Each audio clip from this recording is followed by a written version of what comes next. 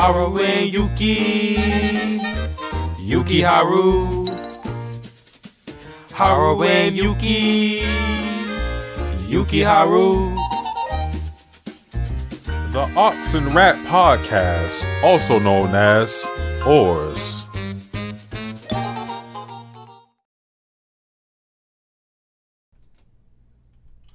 What is good, people? Satsuki the Savage here, joined by my co-host Perry. Perry, want to say what's up to the people? Hey, what's up, everybody? How's everybody been doing? A good Wednesday afternoon to some, night to others.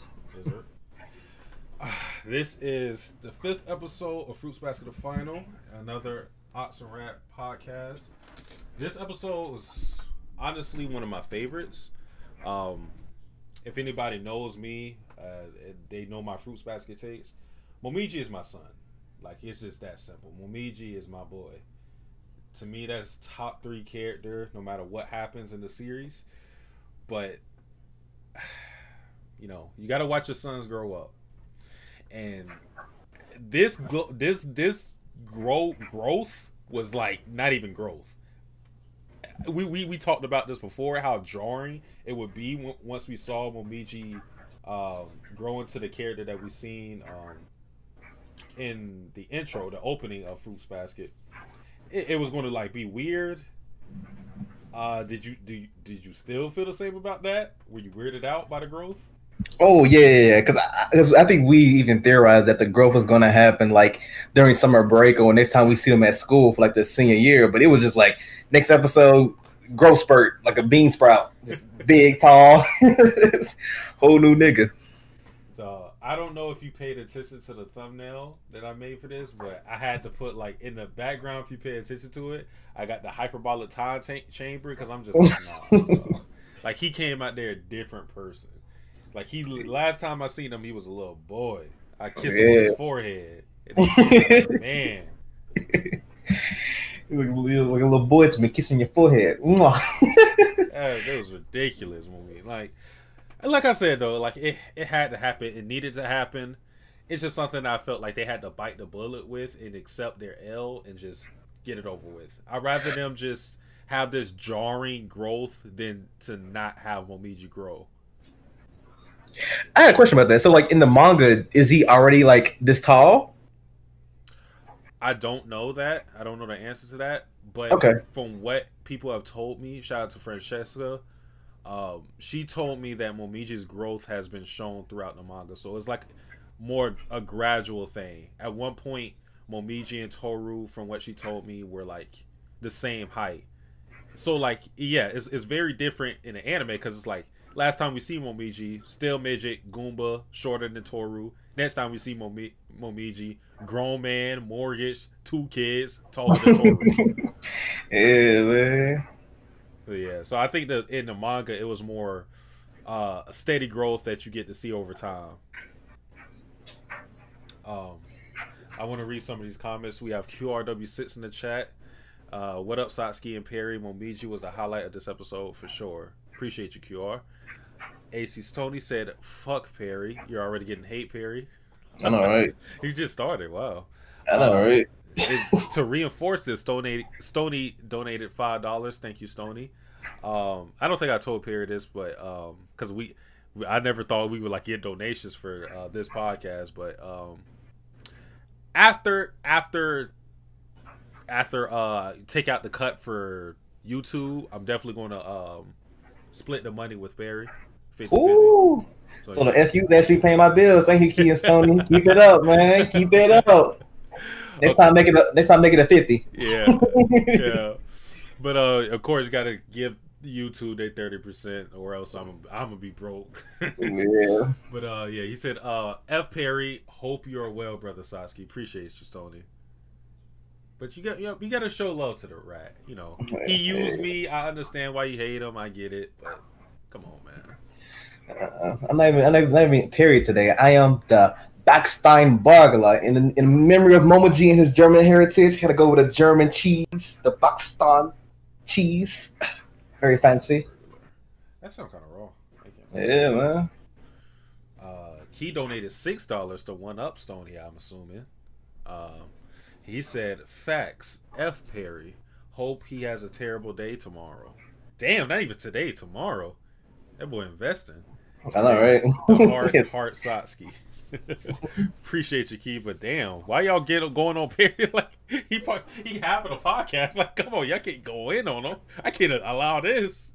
Man, Keys spending $6 must be great, man. You know, him and his palatial estate in Jamaica, 2 islands, man. Oh no, that's a penny to Key. Yeah, penny in the well, man. Yandere Shiki said, "I was like, whoa, big boy." Yeah, if especially if we didn't get the opening, I don't know, like how much like this growth would have been. Like, imagine if someone is so like there's some people who just skip openings altogether. Imagine if you just skip the opening and then like last time you see Momiji short and then now you see him like this. It'll be like, yo, what just happened? It'd be like, you missed episode. Did I miss episode or something? Did I miss a season? Because when does come up? Yeah, it's like kind of for us, like we were already, our expectations were already, like we knew what to expect. We knew he was going to grow eventually. It was just a matter of when it was going to happen. But if you did not watch that opening, my lord, I can't imagine how your reaction would be to Momiji. Yeah. You know. But I don't want to start with Momiji. I want to start with what happened at the very start of the episode, and it kind of plays into the theme. I think Shigure really set the table with what he explicitly said. But the first thing we saw in the episode was Ayame and Mine, and Ayame basically asked Mine, would she leave her if he remained to be cursed, and Mine, of course, says like she would stay with him and whatnot. But one thing that she said that was important to me was the fact that she decides what makes her happy. And I think that's important. It's not just a loyalty that's like cool and whatever. It's also you having the confidence in your partner to not even the confidence, or having the trust in your partner to let them decide for themselves. I think that's important. Yeah, that's because I think Mine's and Ayame's relationship was something that we kind of thought they were just co-working stuff, but it's kind of like brings new light into like their relationship, and like more that like he actually tells her that he's cursed and everything, and that she's able to stand by him, which is something that like a lot of somas don't really have a partner that not Zodiacs themselves. So it's good to see that he had that and have to deal with that. And it's kind of parallel to like, well, I think the next person is like, I don't think Yuki's the next person, but I think we'll get on Yuki's later. Yeah. And it's very interesting that Mine knows the secret because she's not only she's not a Zodiac, she's not a Soma. Yeah. And I think even during season 1, like it was very rare for people even the outside members of the Somas don't really know about the curse. So for somebody like Mine, who's kind of like outside, like way outside, like Toru, to actually be trusted enough to learn the secret, is testament of how her relationship with Ayame is. Yeah, precisely. It shows you that Ayame really cares for Mine, and that's a way to show it without like actually like showing them kissing or anything like that. That's more telling than even signs of that type of affection, because this is something that's near dear to them. It's something that we saw Yuki, he was struggling with on how Machi would react to the secret. It was something that was like weighing down on him.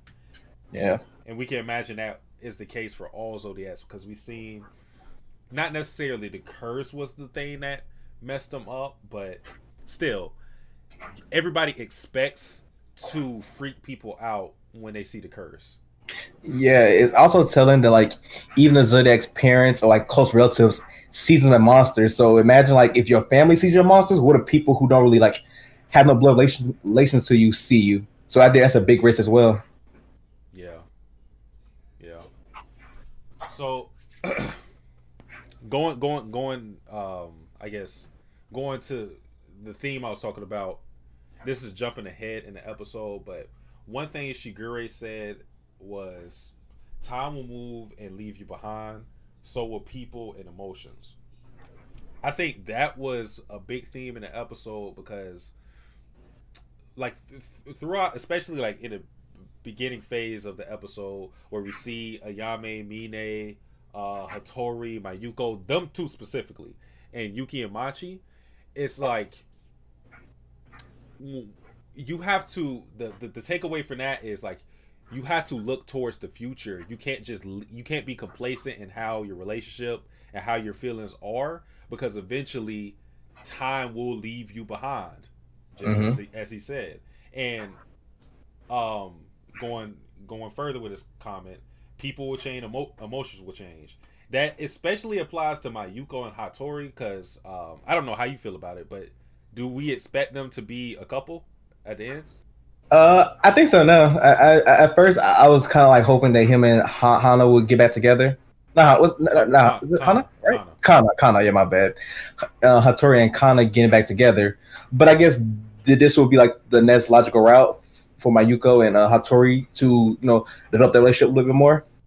Yeah, and yeah, that's what I was getting at with that comment. It's like, if you were to tell Hattori when he was in a relationship with Kana, even fresh off of them breaking up and everything that happened, if you were to tell him that he would find another person to love and that he would be in a relationship years later, he would probably say no. Like, that would never happen, because his feelings are so strong. But eventually it's going to get to the point where his feelings won't dissipate for Kana. I think they will always linger, but he may feel stronger about Mayuko than he ever did Kana with time. And that just goes, like I said, it goes back to the whole point that you just can't be stuck in the mud. You had to grow as individuals, and whether you want to or not, even if you don't grow yourself, the world around you and the people around you will. And I think Kako mentioned it, I think the very first episode of our podcast, about like the parallels between like Toru and Akito, and this is kind of like one of the things where it's like they're both people who are so fixated on the past and preserving the past that they're having a hard time moving forward when these changes happen in their lives. And you see that later on in the episode with Akito especially. Yeah, Akito is the biggest example of that, being stuck in the past. But like you said, it also applies to Toru. It also applies to Kyo as well. Because throughout the episode we saw, damn, I didn't want to get to this yet, but I kind of have to after that. So we had my son Momiji. Yeah, the first we gotta scrap that. We gotta get to Momiji. That's a man right there. Yeah, that's a man, and he let Toru know that. That's what I liked. He's ain't a little boy no more. Yeah, like, when he said that, when I was live reacting to it, when he said like, I'm a man, and I'm not, I'm glad I'm taller than you and whatnot.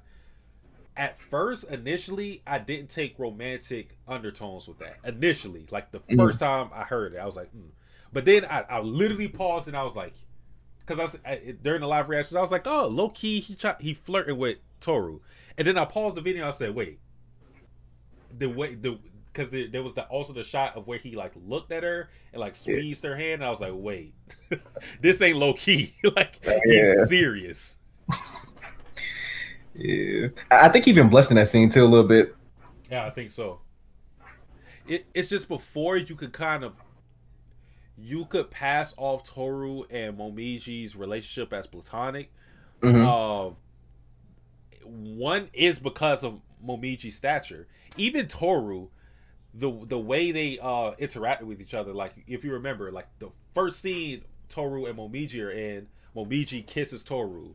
Yeah. If that was anybody else, people would like take away that is a potential ship. But I don't think anybody said that initially with that kiss. And then Toru herself slept with Momiji because she thought he was a lot younger than what he actually was. And then he revealed that he was only a year younger. So, like, his size was a detriment. Yeah, to her and to him. Nah, it's funny. It reminds me of the Wayans Brother movie, Little Man. Toru, like, emoji grown ass man. The kid body. He knew what he was doing. Yeah. Okay, that's actually an important question. Did he know what he was doing? Was he using like his small size to, like, be sly and get away with certain things that other people couldn't? Do you really believe that? Oh yeah. I think he definitely, like, even with the school uniform, he was like, man, boy uniform kind of trash, man. Let me go ahead and switch it up a little bit. What they gonna do? I'm too adorable. He knew, you see the smile, you see the Momiji smile in the background, you see him rubbing his hand like Burr, man. Yeah, I want to know good. See, I think he's just doing things that was already in his personality. I don't think there was an ulterior motive in it, but it does make you at least think about that when he comes out and he basically, in our minds, gives a confession to Toru. Mm-hmm. So yeah, it at least brings a question. I think it's a good question, but yeah. So yeah, he has feelings for Toru, and not only did he let the audience know that, not only did he slyly let Toru know that, but he also let Kyo. He pulled up on him. He pulled up on him like, he said, "Hey, yo, I'm checking at your girl. Yeah. What you gonna do, man? You gonna step up? You gonna step down? Let me know." Exactly. And the thing I like about that, it's a cliche, especially in romance series, that you'll have like this person who is like the addition to make it a love triangle, to where they will confront the main couple and they will like lay out their feelings and like force the hand of somebody to make a move, because like it'll happen where like the main couple, like one of them or maybe both of them will be hesitant to further their progression, and the third person will be used to be a catalyst to get the main couple to get together. It's happened in Citrus with, for example, Yuzu and Mei are the main couple. Happened with Matsuri. Like I said, it happens in a lot of romance series, so you could use that as template for a lot of different characters. But the thing with this is, it's not Momiji just trying. Like, Momiji himself feels this way about Toru. It's not like he is doing this to push Kyo. Mm-hmm. That is an inadvertent effect of it. But like, he actually feels something for Toru. Like, he's in love with Toru. Yeah. But have you ever seen the trope where it's like the person actually doesn't feel feelings for them? Because I feel like every time I ever see the trope, it's always like that third person has legitimate feelings as well, and they just tell the other person like, "Hey, I know you like her, so I'm just gonna like come to you as a man or like a woman. Like, I like her, and I might be going for her. Just letting you know." Yeah, I don't think it's been to where like the third party doesn't have feelings for them, but I guess the way it was done here is kind of like with Momiji, it's like he was putting a timetable with Kyo. I think that's where it's kind of like different. He was like, "Yo, do something," or it was kind of like, if you don't do something, I'm going to do something, and if I don't do something, someone else is going to do something. Like, he was putting a timetable on Kyo. Like, you got to act now, bro. Like, Toru's not going to be single forever. He's going to push the T, man. TikTok, how much time that man got left. Like, and I don't know how much time Momiji is willing to give Kyo, but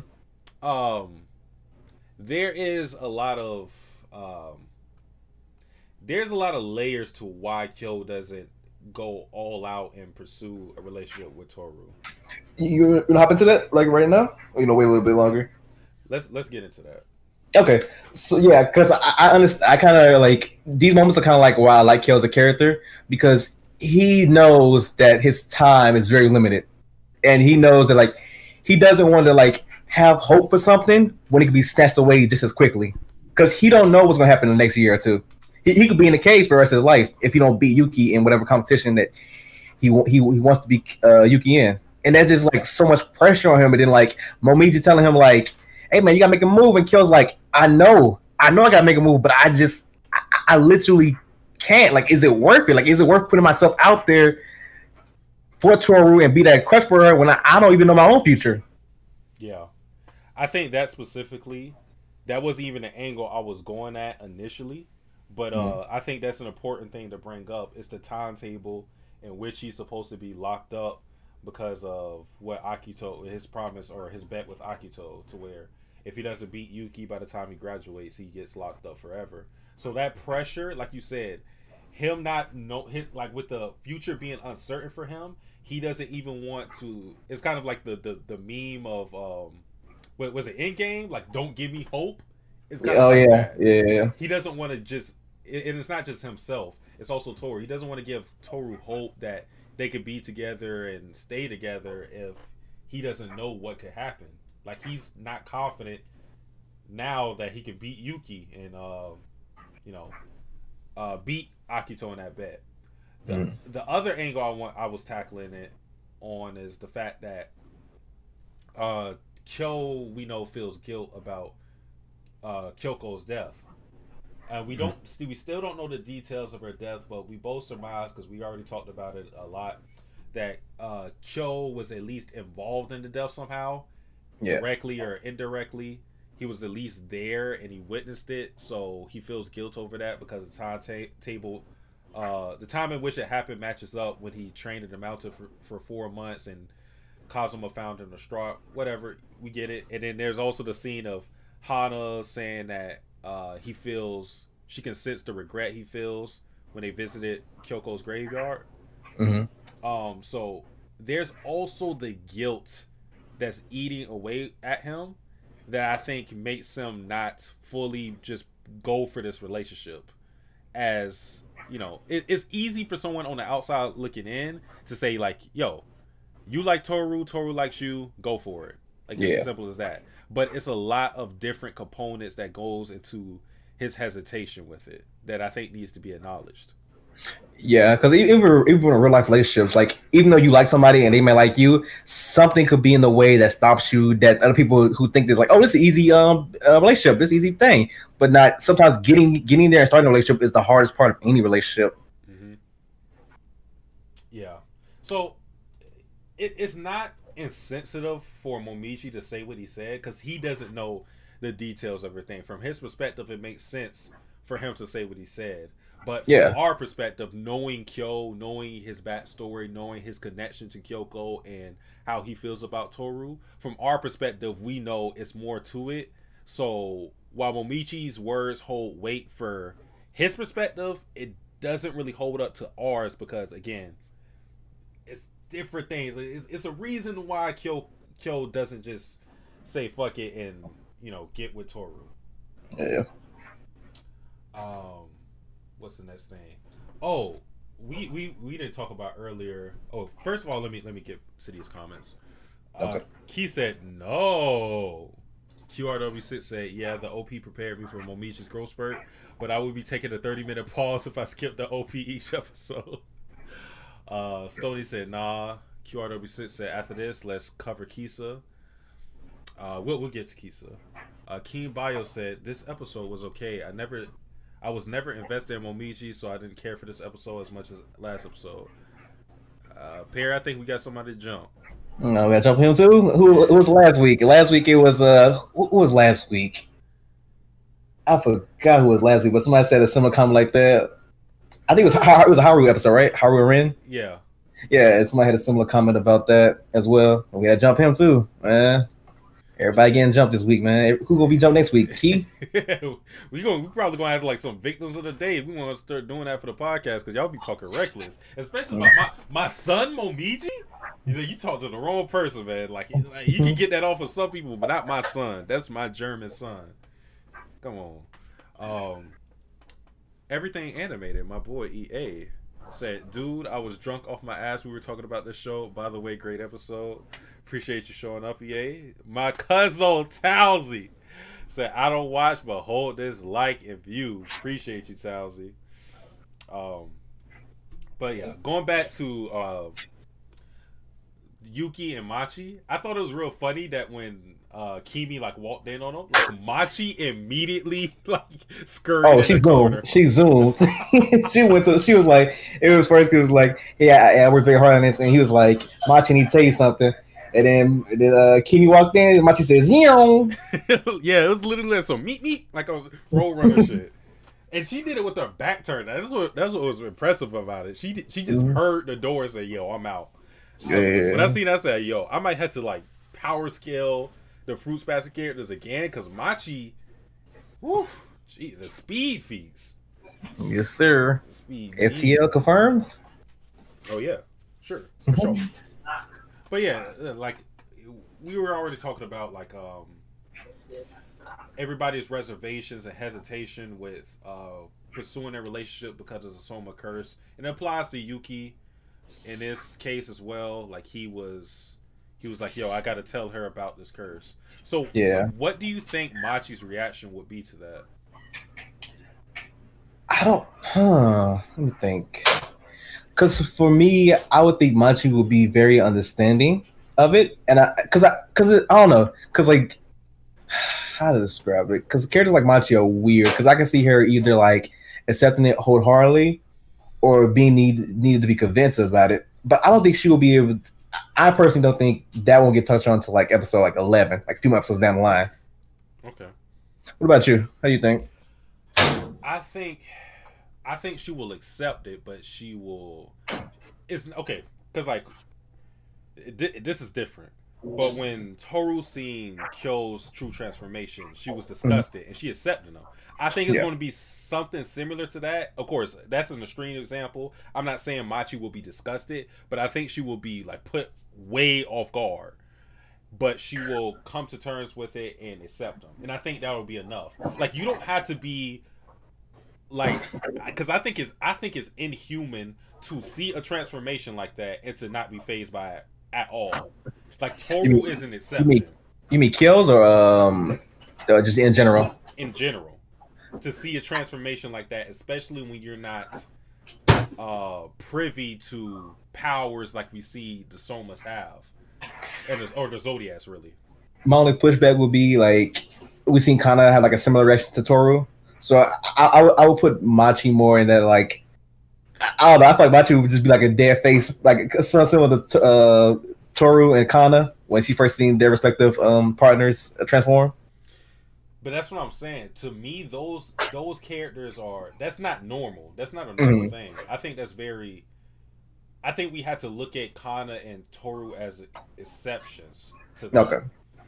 Not saying that Machi can't also be an exception, but I would more so expect her to have a similar reaction to, like I said, with Toru and the true transformation to a lesser extent, or not like Kagura. I can't see that, but I think at the very least, like, both of us believe that she will be accepting of it.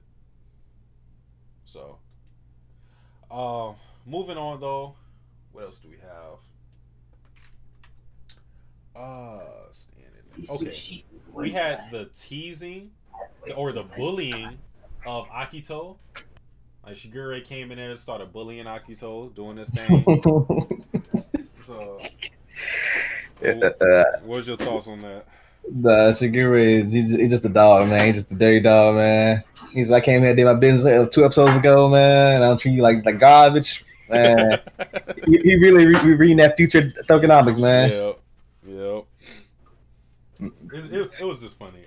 Like, Shigure speaks facts, and I think his talk with Hattori like shed more light on the situation. It's not that he comes in there with the intention to bully Akito. It's more so he just can't really express his love in the right way. Like, he's just wired different. He said, like, he's a very twisted person. He can't show genuine kindness like Hattori, or detached kindness like Kureno. He's just different. Like, it's not to say that he's like everything he does is for the good of everybody, but it's just he just can't bring himself to like show those emotions of kindness.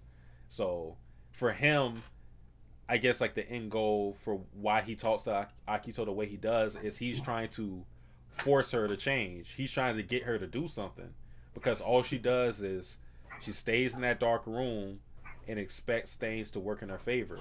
He even said, he said, I think his exact line was, "Do you think standing there will get you the world you want?"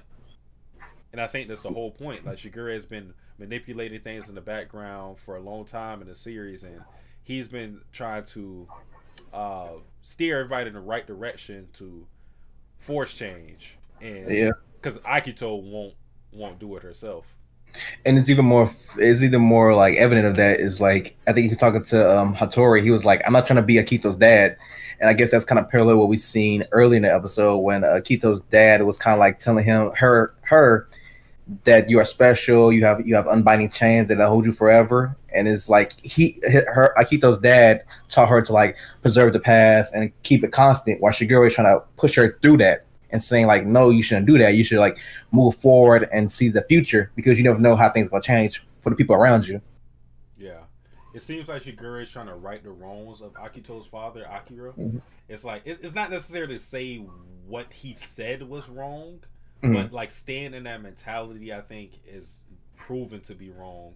Like, if you just stay there and, like we said, this doesn't even just apply to Akito. It applies to characters like Toru, to where they're not accepting their past and they're like staying in a rut. They're staying in one area and they're not like really looking towards the future. Like, you can't have that mentality to be complacent. Like, that's just not going to serve you well in the long run. And I think Akito really took her father's words to heart, and it impacted her negatively. And Shigure, like you said, he said, I ain't trying to be your daddy, so I'm not going to reinforce those values that I think are wrong. Yeah, it's also, I was going to say about Shigure and Toru. Yeah, I forgot.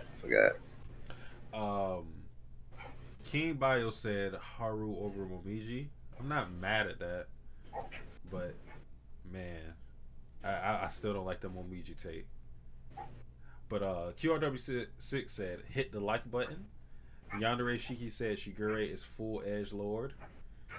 QRW6 said Shigure wants to be Akito's lover, not a father-like figure that keeps caring for her like the others. Oh, that's also a true thing. So yeah, there's different interpretations you can get from that. Mm-hmm.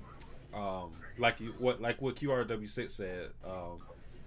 It could also just be like Shigure doesn't want to be at Akito's beck and call like everybody else, to where they just readily baby her, because that's been another thing too, and we'll talk about that pretty soon, where Akito's kind of treated like a child.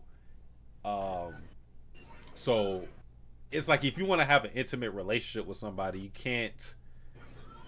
can't like just be, you can't follow all their whims. Like, that's not what a relationship is, or a realistic one. So I also think it was that too. QRW6 said, but he can't express it. And Sedaria said Shigure my goat. Sedarius loves Shigure. Yes, sir. And Haru. Funny enough. Two opposites of the spectrum. One sneaking in the background, being deceitful. One's being honest. Yeah. Crazy. Honest Haru. Yes, sir. Apparently there was like a cut panels from the manga. I'm not entirely sure about it, but I think people were saying that Rin was supposed to be at Shigure's house before they all had like the barbecue. Like she was supposed to have a conversation with Kagura. That's what people are told, or I seen on Twitter at least. Damn. And I guess in the manga, Rin making rounds. First Rin, now Kagura. Whoa. I said. Wait, did I say? No, I said Rin. I said Rin. For a second, I thought I said Rain. Oh, Rin. Oh, okay. I got you. Yeah. I thought you said, I interpret it as Rin. I'm like, damn, Rin's doing that. Oh no, that would be crazy. Yeah. If they cut that out, that would have been wild. I mean, we got an update on Rin, so. So sad too, because I think I was talking about that last episode. Like, I want to see an episode where like Kagura and Rin have like an actual conversation with each other. Yeah. So I don't know if that's going to be rearranged somewhere down the line, but if it's not, you'll probably have to read the manga for that. Yeah, probably. Oh, we got Kisa and Hiro this episode. Okay, you'll go into that. Yeah. I really like Kisa's little development, man. She's getting, because like she was like throughout that whole time, Kyo and Hiro was like having a little back and forth. She was just trying her little darndest. That's my daughter right there, man. Trying her best just to like say, "Good afternoon." Yeah. That's And like that's so impactful too because her character introduction was us knowing that she did not speak to anybody. She just transformed in her tiger form and just like bit people because of the bullying she experienced at school. So like just that's her saying good morning to Kyo, especially because she doesn't interact with anybody who's not like Hiro, Haru, or Toru. I think that was a big step for her. And I think maybe the next step we'll see from her is her interacting with her classmates like that. So, you know, you see the gradual progression through things like that in the episode. And I think that progression applies to Hiro too. Although he's still like an asshole, not very nice, I think the progression we saw from him is that he doesn't let all his feelings be known. Like he you could tell he holds back a little. Yeah. And that's the thing about it. It's like, no, before it's just like he'll say anything that comes to his mind, and you're just like looking at him like, yo, bro, calm down. But now, like he's still being condescending and smug and things like that. But you know, it's not that bad. It's not terrible. Yeah. I think with him, it was like his defense mechanism for dealing with like stuff that he can't have control with, like the Akito thing, and him lashing out was just like his way of like kind of like coping with it. Everything he was going with. Yeah, they both have that off their chest. Hiro talking about the guilt he felt because he's the one who brought that to Akito's attention, and Kisa finding out that Hiro felt guilty about that. So they're free, at least in that mindset now. So they can finally be kids. Yeah. But Kisa's voice actress is phenomenal. I will always say that. Like the way she pulls off that shy voice is masterful. I guess I think we talked enough about the Shigure thing.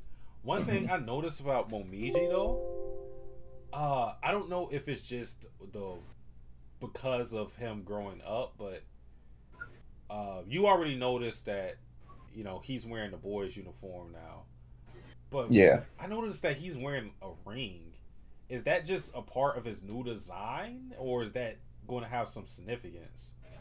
Okay, I seen it too, and it like when the person first put their hand on Momiji back.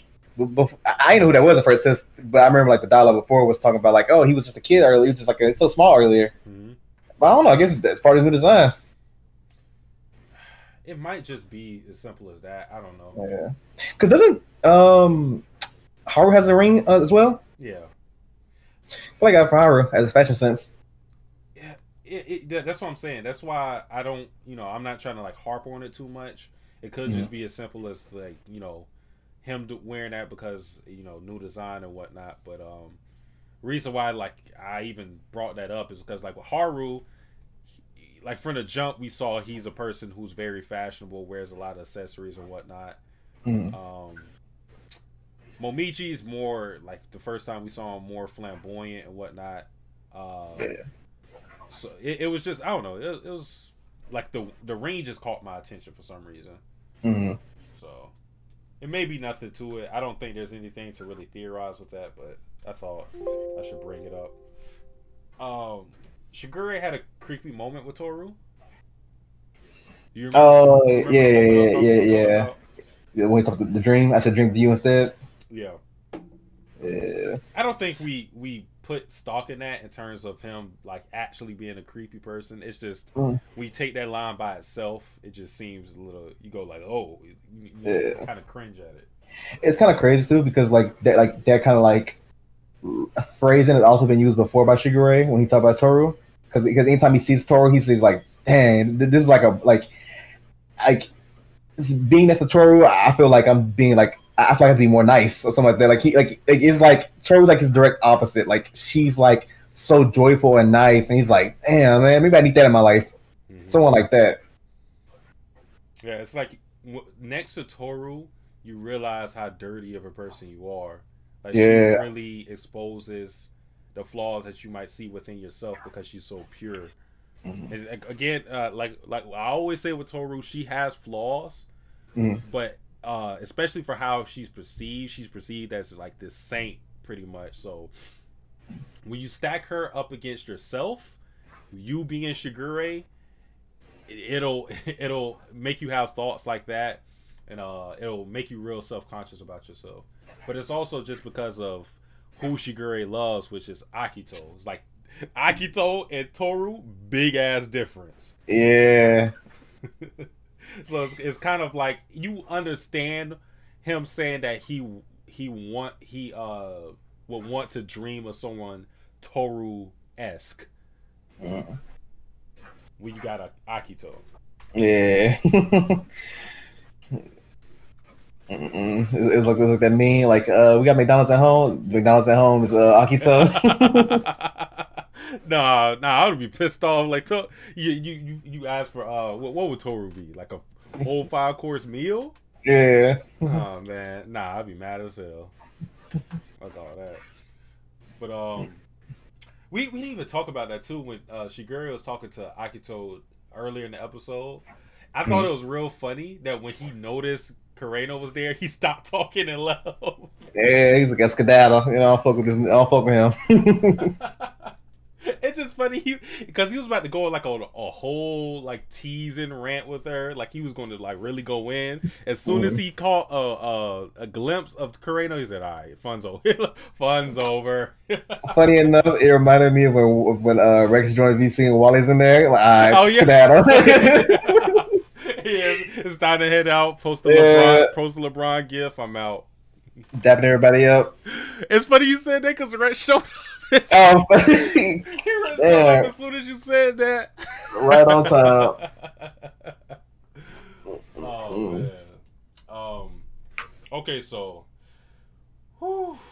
biggest parts in the episode was Momiji's curse breaking.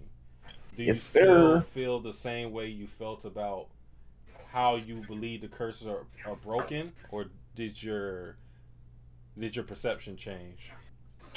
I have no idea, man. It's like I think I got a theory, and then Fruit Basket this episode just takes it away. Like I just don't know anymore because it's so okay. I know something in the opening. This episode was like, you know, when they in the middle of the opening when they do like the pairings. Yep. Momoji and Kureno was a pairing. Yeah. Yeah. So I was like, oh, so I guess that's like this opening's way of telling us like that's the parallel of them like breaking the curse. Like being next to each other, breaking the curse. Mm-hmm. Yeah. Makes a lot of sense. But, yeah, I think it has. I don't know. Maybe I have no idea. I am at loss of words with my theory of the curse breaking now. Yeah. What about you? Because I got nothing. Fruits Basket just makes me like it. I am usually confident about my thoughts on Fruits Basket and a lot of the theories, but when it comes to like Fruits Basket it'll have episodes like this where it'll show you like you don't know shit. Like you just gotta wait for the information, and it cleverly puts in clues and whatnot. You just don't know how to piece everything together, and yeah, I'm still lost for how the bond breaks because the only thing I've been saying with the curse is I don't believe it's love. I don't think it's that simple. And at least that's reinforced for me when it came to this episode because it's not like Toru coming to terms, or not Toru, Momiji coming to terms with his love for Toru. I don't think that broke the curse. It just randomly happened that night. So it's very confusing. I don't know. And it's so weird that like this like as long as the curse has been going on in so much household, it's so crazy that this is the time where like the curse is breaking like back to back to back. Like you would imagine like if all these years the curse has break a few times already, but it feels like it hasn't. So I don't know what like you can't even say like Toru was the cause of the curse breaking because Kureno knew nothing about Toru at all, so she had no direct influence on his curse breaking. So it's like. I swear, Fruit Basket got like One Piece level of like layers on top of layers on it. Because you think you got something, then something else just like it's twitching on a dime. Yeah, the more that you know, the more that you know that you don't know shit.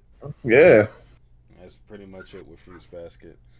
But after the curse broke, we saw the look on Momiji's eyes, akin to Kureno, akin to what we saw from Yuki at the end of season 2. Mm-hmm. Although his curse has not broken, as far as we know, but the look was the same. It's kind of like the look towards the future, to where they feel that they are independent from Akito, and that greatly bothers her. Yeah. Okay. That scene is weird as. What I was gonna say? Yeah, I was track of my mind today. Oh, I was gonna say. Hey. What you? Yeah, I forgot what I was gonna say. Hey, my bad. Cutting you off. All good. No, all good. I'll continue to say it.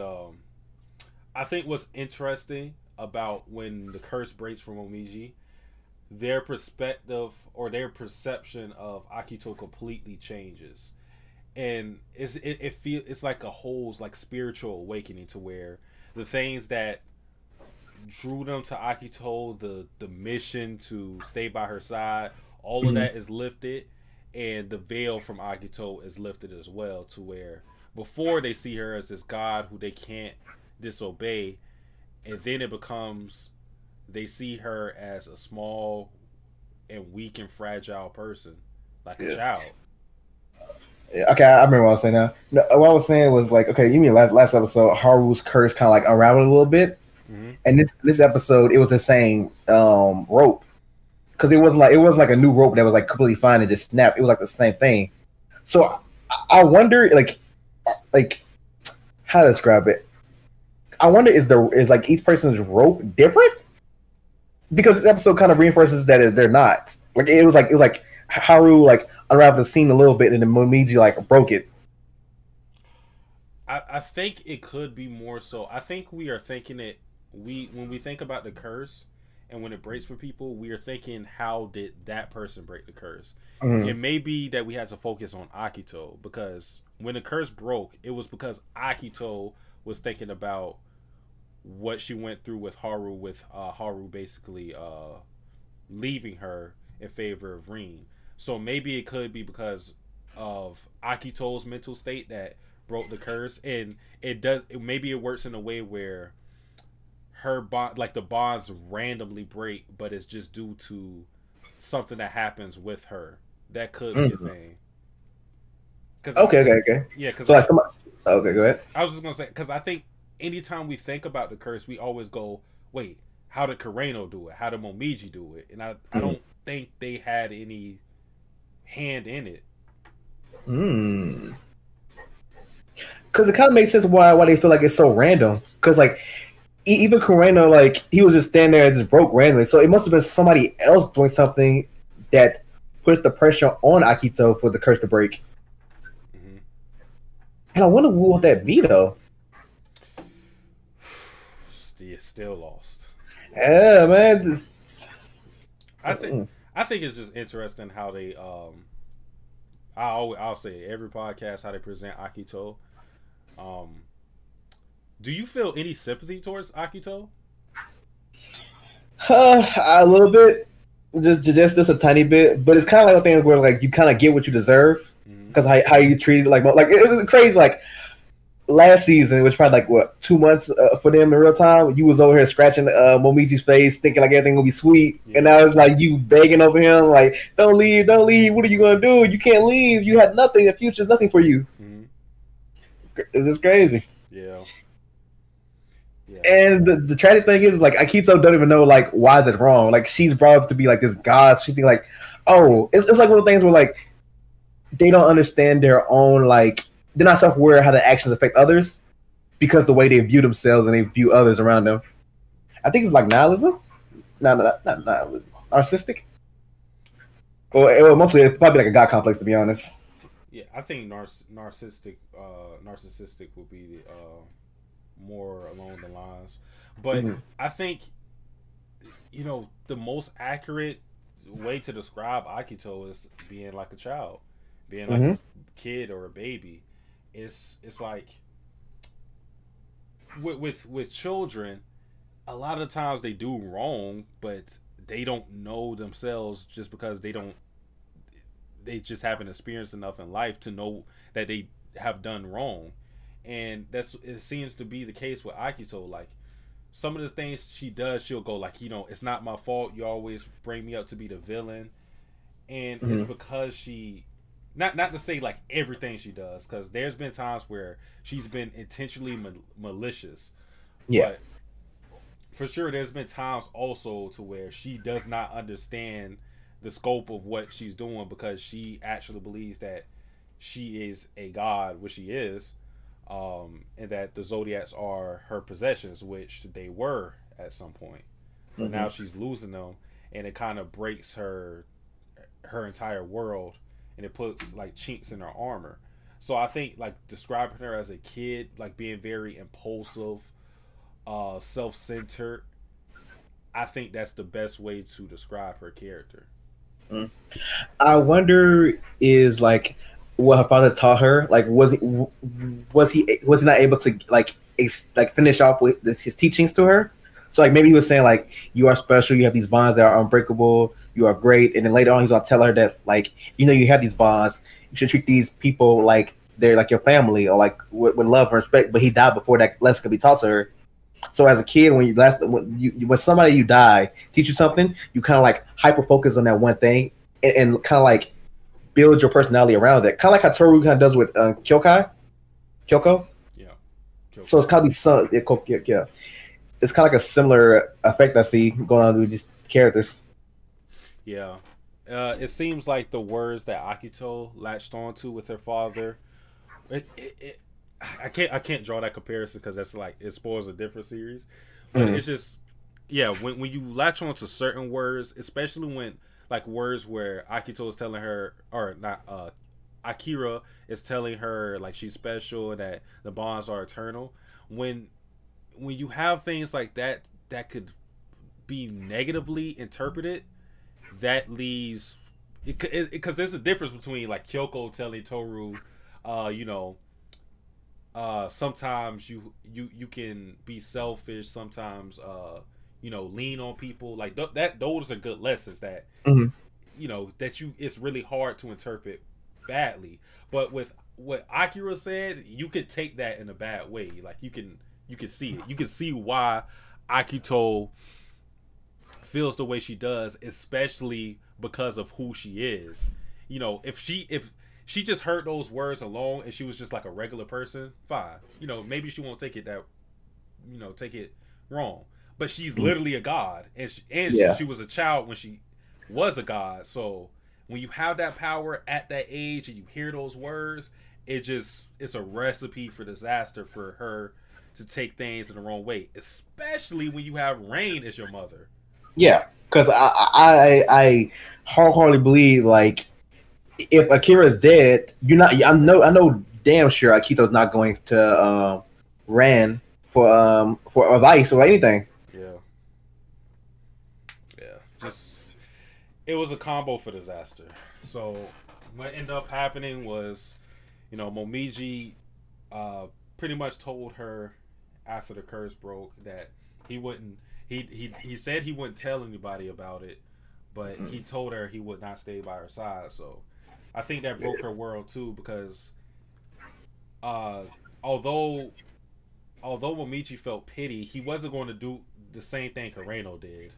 He wasn't going to stay by her side and just conform to her whims and whatnot. He was like, "Yo, I'm gonna live my life." She tried to gaslight him again, like she does with other characters, and she tried to bait him to pull him back in, telling him that reminded him the past with his mother and whatnot. But Momiji is looking towards the future, and I think he has accepted the past, and that's what a lot of other characters have to do. Yeah, this episode is so bittersweet for Momiji, because even though we have all been like fighting for like the curse to be broken, we never thought about like what the curse breaking does for that person. Because imagine like you being part of this group for a long time, that you have a special connection with like 11 other members of your family that you don't have with nobody else. Like these are like closer than family to you, and like it's gone. You are now alone in this world. You are like especially for Momiji, you're alone in this world. You have the Zodiacs. who is like your family. You don't even have your real family because of the Zodiac's curse. So it's like a lose-lose for him. And he has to go into this world uncertainty. And that's probably one of the most scariest things for someone like Momiji. Or for people in general, let's be honest. Because going to something that you have no idea how it's going to end could be the most scariest thing for you. And that kind of goes back to Akito's character, because she's constantly trying to hold the past and not looking forward. Because she's uncertain of that future as well. Yeah. Do you think Momiji... How do you think his the family situation would end up? Will he end up letting his mom know that he's her son? Like, how do you think that relationship will go? Or do you think the damage is irreparable? I think the damage is irreparable, just because of the way like that last scene played out with him smiling, even though he knows like the curse, like, because I feel like that scene makes the curse more bittersweet of being free. Because usually you expect like, okay, curse is gone. I can tell my mom now. I can tell my dad like now that like everything's okay. I'm your son and everything else. But it's like it's realistic. If we're asking realistic in a way, like you just can't do that. You can't always get what you want in life. And this is one of the moments where like he can't get it. But what he can do is be free and move forward. I think the most telling of that Fruits Basket committing to having those bittersweet moments to where everything's not fairy tale like is the relationship between Hattori and Kana, because that was something to where they could have easily tried to push that relationship again, and I don't expect they will. I mean, she's already like married at this point, so like they pretty much closed the book on those two. So that was something where, again, they could have gone the easy route and tried to push for a more optimistic, positive ending, but they didn't go for that. So I do think, yeah, I'm with you. I think, at least with Momiji and his mother, I don't think they will. She will know him as her son, because even though the curse is broken, like those memories are what messes her up. It's not the curse itself as it stands with Momiji right now. It's the memories. So if she were to get them back, she will probably revert to what she was before. But yeah, I think the saving grace though is Momiji and Momo, his little sister. They will have a relationship that they can maintain. Yeah. And I feel bad because like I feel bad for Momiji, man. Damn. Because like even the episode, like I know it's like early in the episode, even like Haru, Yuki, even Kyo was able to notice like, hey yo, something's off. Something feels different, and that's crazy. I also wanted to say, this is gonna be like last point. When the curse broke, I thought it was interesting that when it broke and you see Momiji like looking at Toru from afar, and he sees Kyo, I think Yuki and Haru were there too. But when he's looking on, and then he sees Kyo pass by, and they meet on a rooftop and all of that, I thought it was interesting that he didn't take any joy in a curse being broken. Yeah, because it was kind of like, the reason why is because he thought that the curse was a hurdle between him and Toru's relationship for it to be further into something romantic. But when it was broken, then he looks at Toru and he sees that she's obviously in love with Kyo. It's like a grim reminder that that's not even like the biggest hurdle. Like it'll be like, for example, if I would, like, this is a stupid example, but like for example, I want to play basketball. I want to be an NBA player, but I'm short. I'm 5'5". One day I wake up, I get a growth spurt, I end up being 6'5" something. I'm NBA ready. My body is, but then I go on the court and I just don't got the skills, and I'm just outmatched. That's kind of what it is with Momiji. Like, he thought that this was going to be the thing that really prevented him and Toru's relationship, but nah, it's just Toru's in love with Kyo, and he can't really fight that. And it's funny too you say that, because like in that same scene where like Kyo passed Toru, Toru's face lights up a little bit, like you see like a little blushing when Kyo walks by, and Momoji noticed that. Yeah, and like you said, it's also the idea that Toru will be more happy if Kyo's curse broke rather than his. So knowing that bothers him, you know. Mm-hmm. So, you know, shout out. I mean, it's a lot of unrequited love in Fruits Basket. So Momiji just had to be on the receiving end of it. Happens, man. Yeah. But you know, Momiji, he gonna find somebody else. So don't even worry about Momiji. You gonna get you somebody else. Shit, you might go ahead and try to get Kimi. You know she want the Soma bread too. Yeah, go ahead and get Kimi. How about them Benjamins, man? Yeah. Go ahead, Momiji. Do your thing, man. I ain't gonna say nothing. But that's the last thing I want to mention. Did you want to say something else? I think that's everything as well. All right. I'll read the rest of these comments and then we'll close everything out. Alrighty. Rexor said another great episode, 10 out of 10. Appreciate you showing up, Rex. He's not even caught up. So that's cap. I was gonna let him skirt by.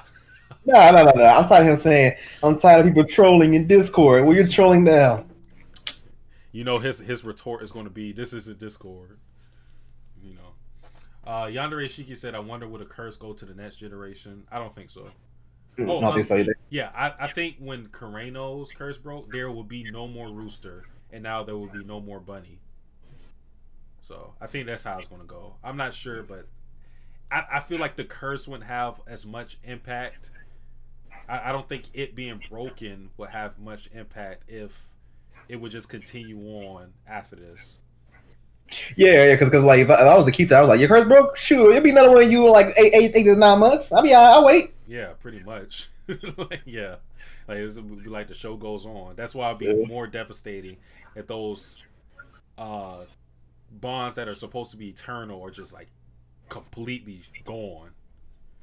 Oh, I wonder how Zakito's state's gonna be when everything all the curses start breaking, like more, like with 2, he was already like down, but like what, like 5 of them broken, 7 of them broken, like man.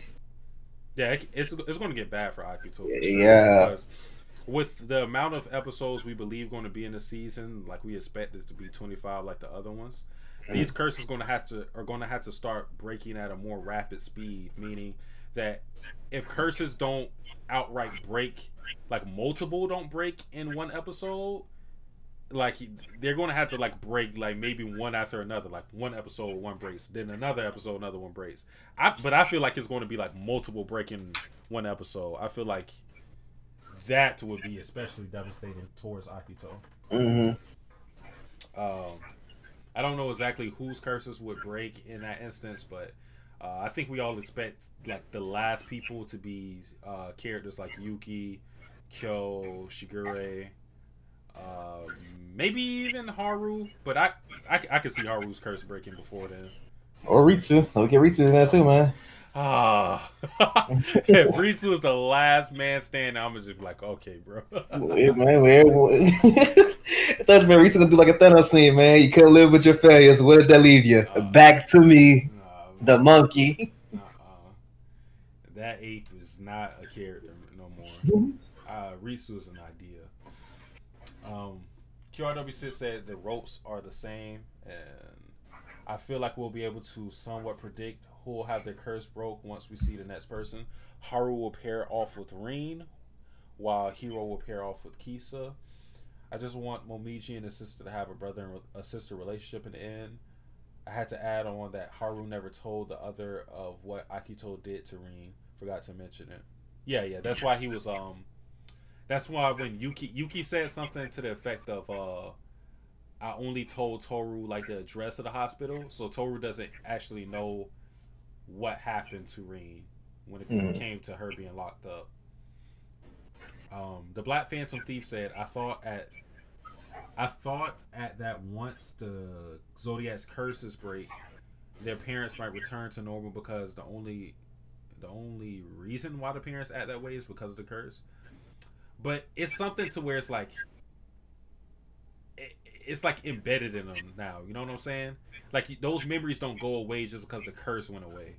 Yeah, and like the kids won't just forget your parent just because like, oh, you're a normal now. Like I love you now. Like I don't think any like reasonable person will go arms length to their parents after all they put them through. Because even if you can't blame the curse, we have seen some parents in a some household that not like complete assholes to their kids. Like Kagura's mom, the perfect example. Like she's taking good care of Kagura as far as we know. Hero's mom is an angel. The dad's apparently an angel as well. Like there's certain parents in the show that are actually good people. Yeah, so I think the damage that a lot of these Zodiacs and Somas have suffered is something that they have to live with and they have to overcome. And I think it would be kind of cheap to just have the relationship be paired. We see like Yuki and his mom, they're kind of finding an understanding with each other, but it's still not like that relationship is good. It's still not in a good place. It's just that it's in a better place than it was before. But it's not like everything has been rewritten and whatnot. I think it's more impactful when people have to learn from these mistakes and grow because of it. Yeah, it's funny too because I think with what this is off topic, but like that episode in particular, it was like both of them realized like, damn, we can't do Ayame at all. Like he was too much of any of us to handle. But y'all, that is it for the Awesome Rap Podcast. Appreciate everybody who showed up. QRW6, the Black Phantom Thief, Rexor, Yandere Shiki, Sedarius, Kimbayo, Townsend showed up, EA, Stony, Key. I think I named everybody. Yeah, there's everybody. All right, appreciate everybody showing up. We will be back hopefully Tuesday. We had some things to take care of. Yeah. So we had to reschedule, but we'll always be at the earliest convenience. So we'll try never to like run into like, next week to where we had to cover 2 episodes. We'll try not to do that, but shit happens. So we had to do it on this day. So yeah. But again, appreciate everybody who showed up. We are out though.